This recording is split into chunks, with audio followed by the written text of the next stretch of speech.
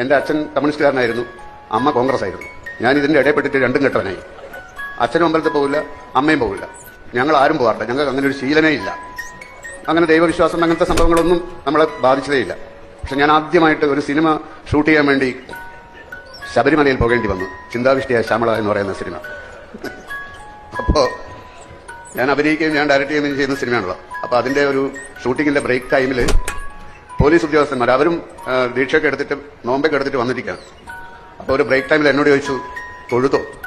ഞാൻ പറഞ്ഞു ഇല്ല. തൊഴണ്ടേ? ഞാൻ പറഞ്ഞു വേണ്ട. ഇവിടം വരെ വന്നിട്ട് തൊഴാതെ പോവുകയെ. അപ്പൊ എനിക്ക് മനസ്സിലായി പുള്ളി ഒരു തീവ്രവാദിയാണ് മനസ്സിലായി. അപ്പോ തർക്കിക്കാൻ നിന്നിട്ട് കാര്യമില്ലാന്ന് മനസ്സിലായിരുന്നു. ഞാൻ പറഞ്ഞു അതല്ല, ഞാൻ വ്രതമൊന്നും എടുത്തിട്ടില്ല.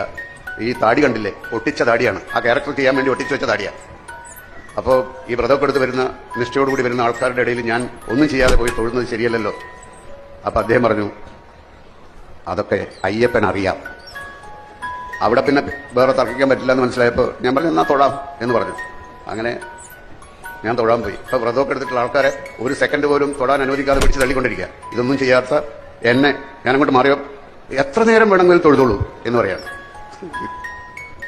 അപ്പൊ ഈ ചിന്താവിഷ്ടിയായ ശ്യാമള എന്ന് പറയുന്ന സിനിമ കണ്ടിട്ടുള്ളവർക്ക് മനസ്സിലാവും നമ്മുടെ അതിനകത്ത് ദൈവം എന്ന് പറയുന്നത് അതിനെപ്പറ്റിയുള്ള ഡെഫിനേഷൻ നന്മയാണ്, സ്നേഹമാണ്, നാം ചെയ്യുന്ന സൽപ്രവൃത്തികളാണ് ദൈവം എന്നൊക്കെ. അതൊക്കെ എന്റെ ആശയമാണ്.